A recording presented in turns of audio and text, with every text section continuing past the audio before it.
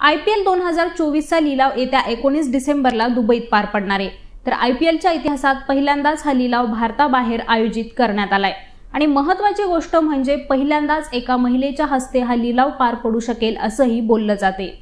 IPLचा इतिहास पाहिला तर आतापर्यंत फक्त 2 पुरुषांनीच IPLचा लिलाव केलाय। त्यामुळे आता IPLचा लिलाव ज्या महिलेच्या हातून पार पडणार आहे ती महिला नक्की कोण आहे याबद्दलच जाणून घेऊयात।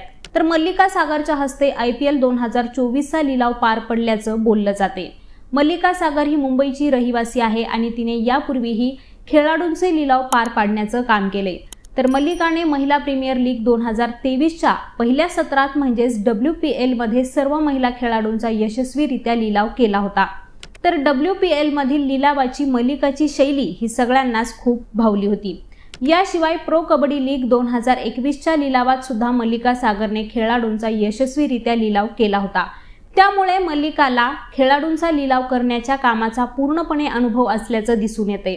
तर येणाऱ्या IPL साठी सुद्धा खेळाडूंचा लिलाव हा मल्लिकाच्या हस्ते पार पडू शकतो। तर IPL मध्ये आजपर्यंत कोणी लिलाव पार पाडलाय याबद्दल सांगायचं झालं तर IPL ची सुरुवात ही 2008 मध्ये झाली आणि तेव्हापासूनच IPL 2023 पर्यंत म्हणजेच एकूण 16 सीझन्स झालेत आणि या कालावधीत फक्त 2 लोकांनीच IPLचा लिलाव आयोजित केला। रिचर्ड मेडली हा IPLच्या इतिहासातील पहिला लिलाव करता होता ज्याने 2008 ते IPL 2018 पर्यंत खेळाडूंचा लिलाव केला। त्यानंतर ह्युजेस एडमिट्सने रिचर्डच्या जागी लिलावकर्त्याची जबाबदारी स्वीकारली आणि त्यानेच 2023 पर्यंत खेळाडूंसाठी बोली लावली आहे। मात्र आता IPLच्या 17व्या सीझनमध्ये एडमिट्स हा खेळाडूंचा लिलाव करताना दिसणार नाहीये आणि भारतीय क्रिकेट नियामक मंडळ अर्थात BCCIने सुद्धा एडमिट्स कडून 2024 च्या IPL खेळाडूंचा लिलाव होणार नसल्याचं स्पष्ट केले। तर एडमिट्सच्या जागी मल्लिका सागर यांच्याशी संपर्क करण्यात आलाय।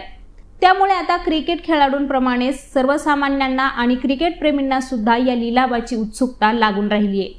तर यांसारख्याच ताज्या घडामोडी जाणून घेण्यासाठी लेट्स अप मराठीला सर्व सोशल मीडिया हँडलवरती फॉलो करायला विसरू नका।